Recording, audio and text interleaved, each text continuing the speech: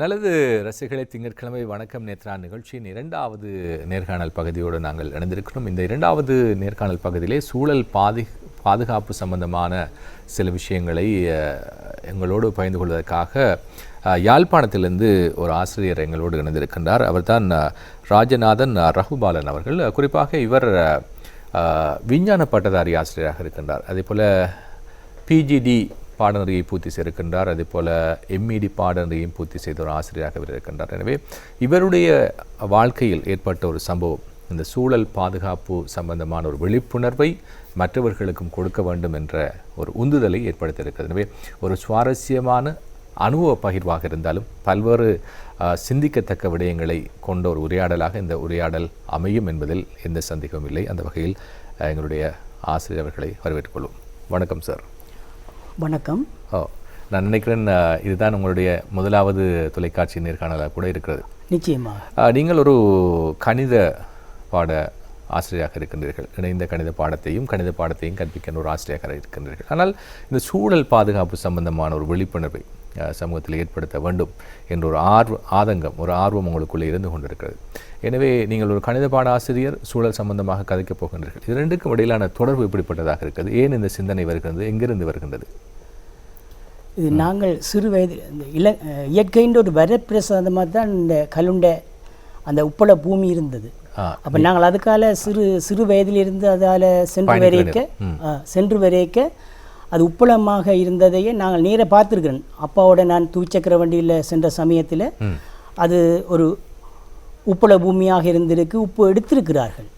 அப்போ அது இப்போ காலப்போக்கில் இவ்வாறு மாற்றம் அடைந்திருப்பது ஒரு மனித பேரவலத்தை ஏற்படுத்தக்கூடிய மாதிரியான ஒரு தோற்றுதலை உருவாக்குமோ என்ற ஒரு சிந்தனை எனக்குள்ளே உருவாகிச்சு. அப்போ இப்படி இருக்கேக்க இப்படி என்னுடைய மனதில் இப்படியான தோன்றின சமயம் அராலிந்து கல்லூரியில் எமக்கு பரிசீலனை வழங்கும் நிகழ்வு நடக்கிறதுக்கு அதிபர் என்னோட கதைத்திருந்தார். அந்த நிறுவனர் திற உரையில் நீங்கள் இது பற்றி ஒரு சமூக விழிப்புணர்வை ஏற்படுத்தக்கூடிய வகையில் நீங்கள் ஏதன் கருத்துக்களை தெரிவிங்கன்னு கேட்டிருந்தேன். அப்போ நான் சிந்திச்சு பார்த்தேன், இந்த விஷயத்தை நாங்கள் கொண்டு வந்து மக்களுக்கு சொல்லிக்க ஒரு ரீச் ஆகக்கூடிய மாதிரி இருக்கு. மேலே அவர்கள் இதை பற்றி யோசிப்பார்கள். அப்போ இந்த சமூக விழிப்புணர்வு செய்யக்கூடிய வகையில் நாங்கள் சொல்லுவோம் என்று சொல்லி எடுத்ததால் அங்கே நான் அதை சொல்லியிருந்தேன். நிறுவனர் திற உரையில் அதை பற்றி கதைத்திருந்த போது அங்கு இருந்த சிலர் இது ஒரு நல்ல ஒரு விஷயம், இந்த விஷயத்தை நாங்கள் தேசிய ரீதியாக சொல்லும் பொழுது கன இடங்களில் இருக்கிற அந்த மனிதருக்கு தீங்கு விளையக்கூடிய அந்த குப்பைகள் அதுகளால் வர நோய்கள் வராமல் தடுக்கிறதுக்கான ஒரு இலகுவான வழி என்று சொல்லியிருந்தார்கள். அந்த வகையில் தான் இந்த சந்தர்ப்பத்தை தந்திருக்கிறார்கள். அவர்களுக்கு நான் நன்றி சொல்ல வேண்டும். நிச்சயமாக.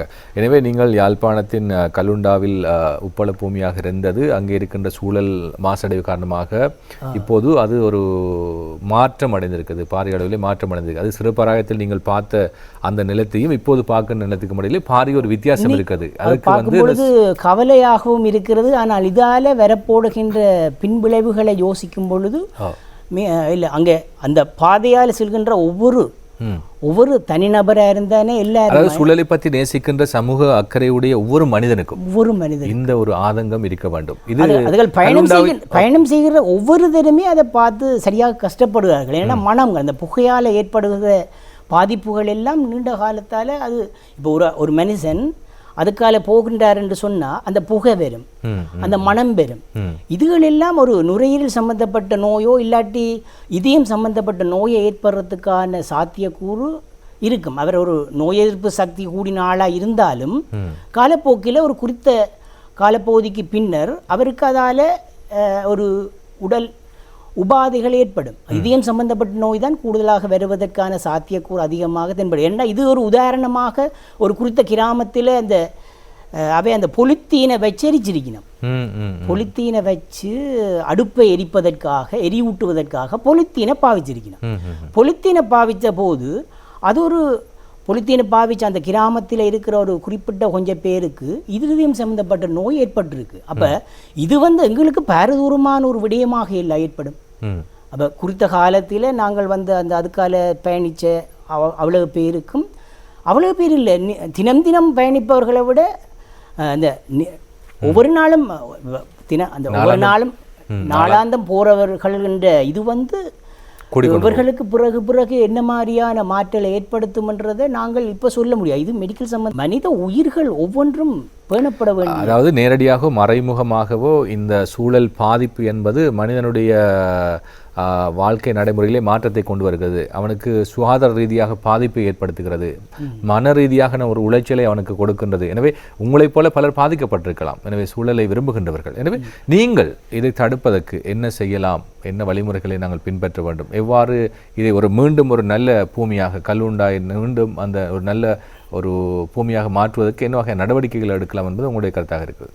இதை நாங்கள் இது வந்து எப்படி இந்த இதுக்கு முதல் நான் ஒரு விஷயத்தை சொல்லணும். என்ன வந்து சொன்னால் மதமெட்டிக்கல் மாடலிங் என்ற ஒரு விஷயம் ஒன்று இருக்குது. கணித ரீதியாக நாங்கள் இந்த விஷயத்தை கொஞ்சம் அணுகிவிட்டு அதுக்கு என்ன தீர்வு சொல்லலாம்னு பார்க்கலாம். இப்போ கணித ரீதியாக நாங்கள் இதை பற்றி யோசித்தமாக இருந்தால் மதமெட்டிக்கல் மாடலிங் என்ற ஒரு விஷயம் இருக்குது.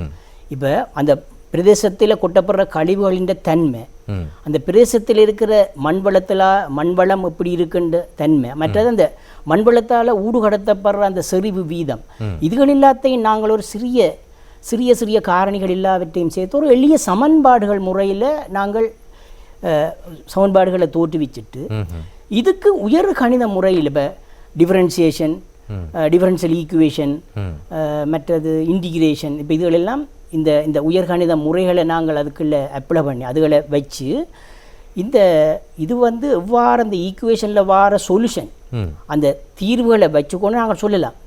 இப்போ இவ்வளவு காலத்தால் 1 தசாப்தமா 2 தசாப்தமா எத்தனையோ ஒரு குறிப்பிட்ட காலத்திற்கு பின்னர் அந்த இடத்தில் எவ்வாறு நிலத்தடி நீருக்கெல்லாம் பாதிப்பு ஏற்படும், இதால் மனிதர் வாழ்வுக்கு ஒரு பங்கம் விளைவிக்கக்கூடிய வகையில் இந்த குப்பைகள் தோன்றும். இப்போ இது நாங்கள் எங்களுக்கு நான் சொல்கிற விஷயம் வந்து மனிதனுக்கு கேடு விளைவிக்கக்கூடாது. அப்போ மனித உயிர்கள் எல்லாம் பேணப்பட வேண்டிய ஒரு மனித உயிர்கள் மட்டுமல்ல, இது ஒரு சரணாலயமாகவும் இருந்திருக்கு, பறவைகள் வந்து சஞ்சரித்து போன இடங்களாகவும் இருந்திருக்கு. ஏனென்றால் அந்த கலுண்ட உப்பளமாக இருந்த காலங்களில் பறவைகள் இந்த சீசனுக்கு வரும். அப்ப இந்த பறவைகளும் வரும். அப்ப இதுகளெல்லாம் வரையில்லாத அளவுக்கும் இந்த சூழல் மாசுகள் நடந்த புகையலாதுகள் வரைக்க அந்த இடத்துக்கு வர முடியாத ஒரு நிலை பறவைகளுக்கு கூட ஏற்படும். அப்படியான இடத்திலே மக்கள் சென்று வரும்பொழுது அவர்களுக்கு எவ்வாறு பாதிப்பை ஏற்படுத்தும் என்பதுதான் நமது அந்த கவனத்தில் எடுக்க வேண்டிய விஷயம். அப்போ இதுக்கு உகந்த முறையில் நாங்கள் இவ்வாறு செய்யலாம். அப்போ இந்த மதமெட்டிக்கல் ஈக்குவேஷனில் போட்டு நாங்கள் சொல்யூஷன் எடுக்க எவ்வளவு காலத்தால் பிரச்சனை ஏற்படும், இதுக்கு பிறகு நாங்கள் எப்படி பாதிக்கப்பட போகிறோம், கடைசியாக நாங்கள் எவருமே அந்த இடத்தால் போக இல்லாத அளவுக்கும் ஏற்படலாம். தொடர்ந்து சரியா உறுதிப்படுத்தி சொல்ல இயலாது. ஆனால் நாங்கள் எடுக்கிற அந்த தகவல்களை கொண்டும் அந்த காரணிகளை கொண்டும் சமன்பாடுகள் முறையில் சொல்லேக்க அந்த விஷயம் வந்து செய்யும். அப்போ இதுக்கு தடுக்கிற முறை என்னென்னு சொன்னால் இன்றைய காலம் ஒரு ஏஐ டெக்னாலஜி எல்லாம் வளர்ந்த காலம், முடியாத ஒன்று இல்லை. அப்போ நாங்கள் என்ன செய்யலாம், அப்போ இதுக்கு என்ன செய்யலாம்ன்றதை நாங்கள் மேலத்தேய முறையில் அந்த இதுக்கு ஒரு மீள் சுழற்சி முறையில் செய்யலாம். முக்காத பொருள் என்றாலும் முக்கக்கூடிய வகையில் அந்த சிங்கப்பூர் போன்ற நாடுகளில் எல்லாம் செய்திருக்கிறார்கள்.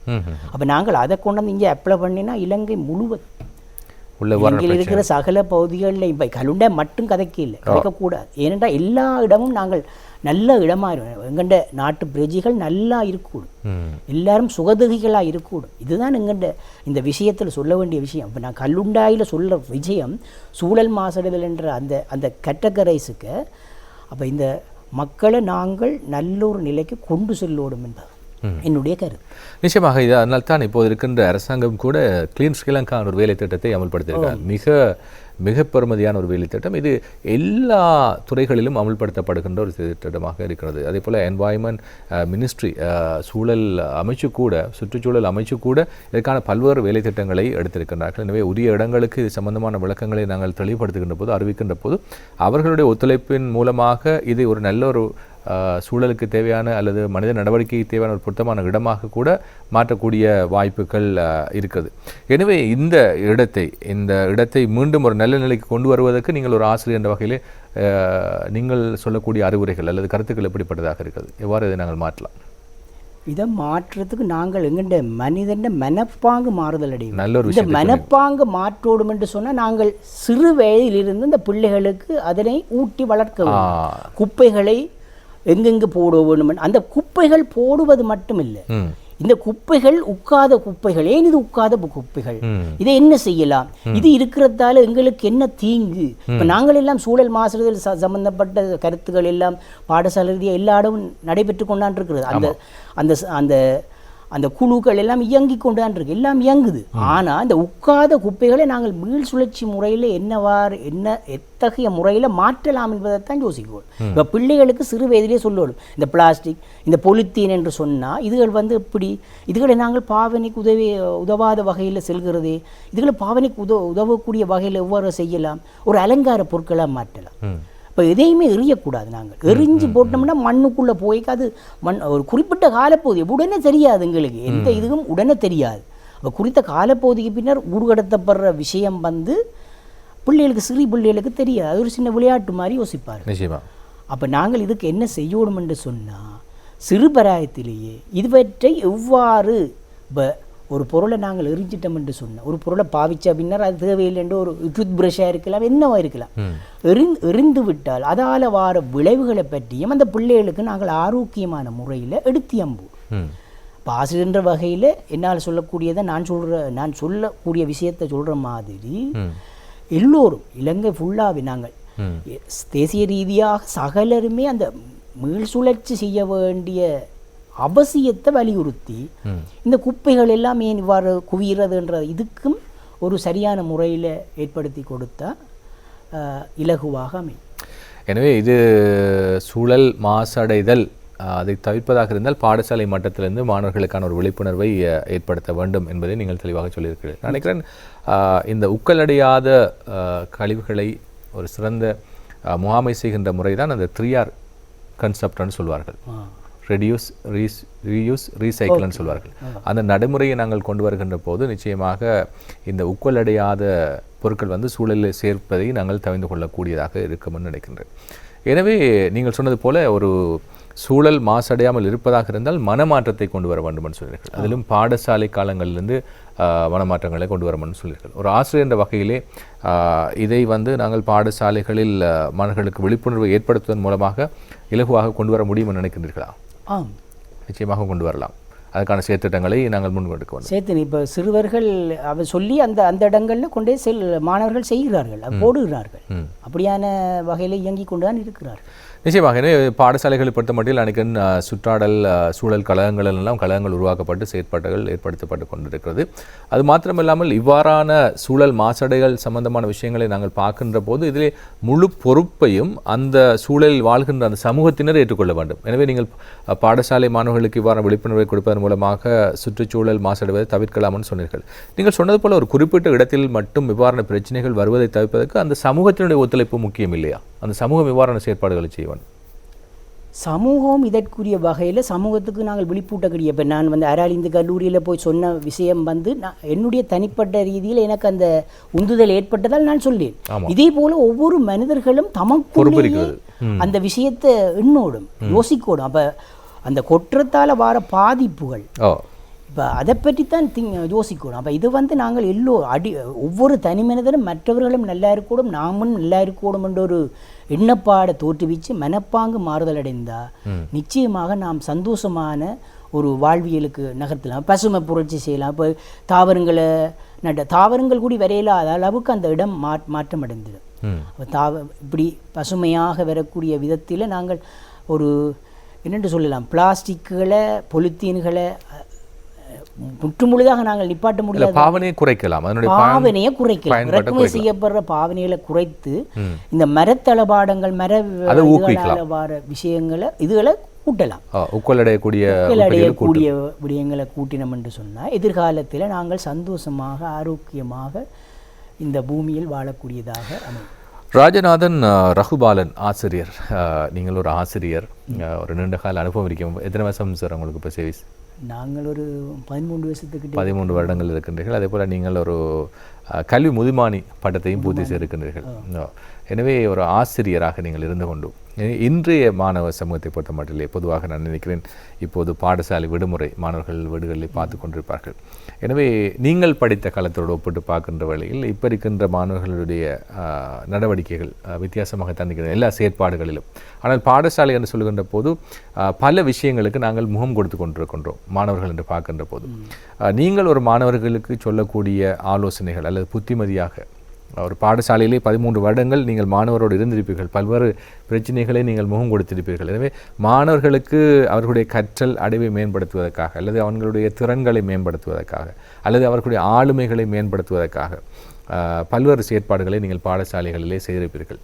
ஒரு ஆசிரியராக மாணவர்களுக்கு நீங்கள் சொல்லக்கூடிய அறிவுரையாக எது அமைந்திருக்கிறது? நான் இன்றைக்கு எடுத்த டாபிக் வந்து நாங்கள் இந்த சூழல் மாசுபடுதல் தொடர்பான இதுகளைத்தான் வந்துள்ளேன். என்றாலும் நீங்கள் கேட்டதற்காக மாணவர்களும் இப்போ இன்றைய காலத்தில் அன்றைய காலத்திற்கு இருக்கிற மாணவர்களுக்கும் இன்றைய காலத்தில் இருக்கிற மாணவர்களுக்கும் இடையில் இருக்கிற அந்த வேறுபாடுகள் வந்து மிக அதிகம்.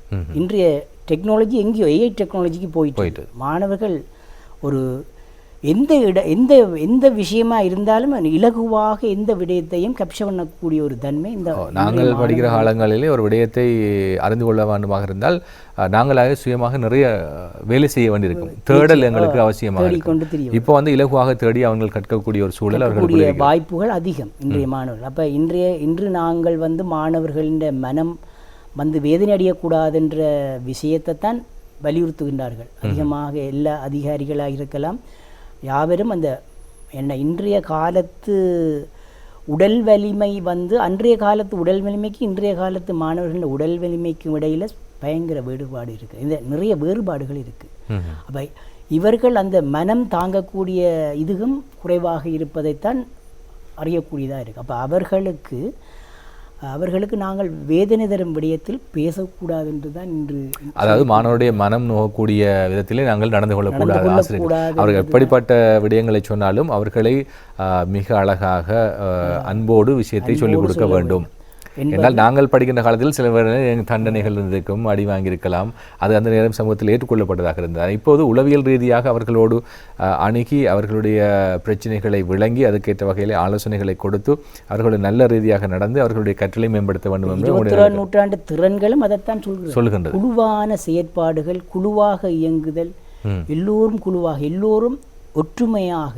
இப்போ நான் இந்த முறை ஒரு விஷயத்தை செய்கிறேன் என்று சொன்னால் பக்கத்தில் இருக்கிறவரும் கட்டாயம் செய்யணும் என்ற ஒரு மனப்பாங்க தோற்றுவிக்கும் மாணவர்களுக்குள்ள நல்ல ஒரு விஷயத்தை சொன்னீங்க. என்ன சொன்னா சார், மனப்பாங்கு மாற்றத்தை மாணவர்களிலே நாங்கள் உருவாக்க வேண்டும். எனவே நாங்கள் கற்றல் அறிவு மேம்படுத்துவது என்பது சாதாரண ஒரு விஷயம். அவர்களுக்கு கற்றுக் கொடுத்தால் அதை விளங்கி கொண்டு அவர்கள் அறிவை பெற்றுக் கொள்வார்கள். ஆனால் மன ரீதியான இந்த ஆட்டிடியூட் சேஞ்சுன்னு சொல்வது வந்து ஒரு நாளையிலே நாங்கள் ஏற்படுத்த முடியாது. அதனால தான் நான் உங்களை கேட்டேன். அப்போ இந்த மன மாற்றத்தை மாணவர்களுக்கு நாங்கள் உருவாக்குகின்ற போதுதான் அவர்கள் சுற்றுச்சூழலை பற்றி யோசிப்பார்கள். இந்த சூழல் என்னுடைய சூழல், நான் வாழ வேண்டும், என்னை தொடர்ந்து வருகின்ற எனது சகோதரர்கள் வாழ வேண்டும், எனவே அவர்களுக்கான ஒரு சூழலை நான் உருவாக்கி கொடுக்க வேண்டும் என்ற ஒரு மனமாற்றம் வந்து அவர்கள் இந்த நிகழ்ச்சியே நடந்திருக்காது. இப்படியான மாணவர்கள் எதிர்காலத்தில் நல்ல பிரஜைகளாக வரும்பொழுது இப்படியான நிகழ்ச்சி கூட இருக்காது. எல்லோருக்கும் எல்லாம் தேவை என்ற ஒரு மனப்பாங்கு ஏற்படுத்தி இருந்தா நாங்கள் நிச்சயமாக அதைத்தான் நீங்கள் பாடசாலையில் நாங்கள் ஒரு ஆசிரியராக இருந்தாலும் அந்த பாடசாலையிலே பாடசாலை சூழலை இவ்வாறு அழகாக வைத்துக் கொள்ளலாம், இவ்வாறு பாடசாலை சூழலை நாங்கள் சுத்தமாக வைத்துக் கொள்ளலாம், எங்களுடைய வகுப்பறையை நாங்கள் இவ்வாறு சுத்தமாக வைத்துக் கொள்ளலாம் என்பதை அவர்களுக்கு நாங்கள் ஆசிரியர்களாக இருந்து அந்த விடயங்களை தெளிவாக சொல்லிக் கொடுக்க வேண்டும். அதற்கான வழிகாட்டல்களை மேற்கொள்ள வேண்டும், அந்த நடத்தை மாற்றத்தை உருவாக்க வேண்டும். அப்படி அதை நாங்கள் பாடசாலையில் உருவாக்கிவிட்டால் அவர்கள் சமூகத்திலே சென்று சமூக பிரஜைகளாக வாழுகின்ற போது அந்த சமூகத்தை, அந்த சூழலை, தன்னுடைய பிரதேசத்தை ஆரோக்கியமாக வைத்துக் கொள்ள வேண்டும் என்று அவர்கள் யோசிப்பார்கள்.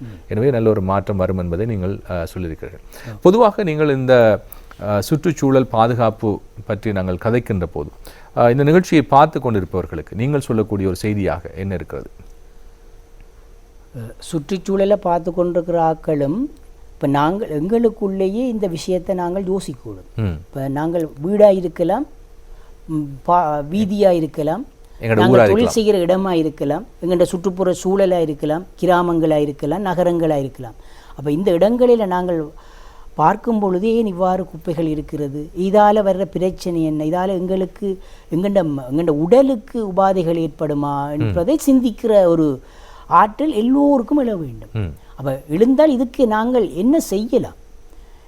இது அன்றாடம் எங்களுக்கு எல்லோருக்கும் குப்பைகள் ஏற்படும் தானே, அது சாதாரண ஒரு விஷயம். அப்போ அந்த குப்பைகள் உட்காத குப்பைகளாக இருந்தால் இது மனித உடலுக்கு கேடு விளைவிக்குமே. அப்போ இதுக்கு என்ன சொல்யூஷன், என்ன செய்யலாம் என்பதை ஒவ்வொரு தரம் சிந்தித்தால் நாங்கள் இலகுவான முறையில் எங்கள் வாழ்வியலை கொண்டு நகர்த்தலாம்.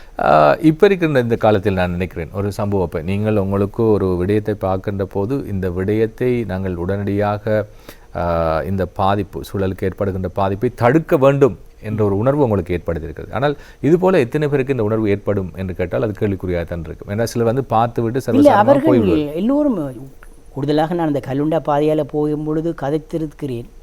எல்லோரும் அதைத்தான் சொல்கிறார்கள், ஐயோ சரியான அதுக்கான நடவடிக்கைகளை அவர்கள் மேற்கொள்ள நடவடிக்கைகளுக்கு சந்தர்ப்பம். இப்போ எனக்கு சந்தர்ப்பம் எப்படி ஏற்பட்டது, இப்படி அவர்களுக்கும் சந்தர்ப்பம் ஏற்படுத்தியிருந்தால் அவர்களும் சொல்லக்கூடிய வாய்ப்புகள் வரும்.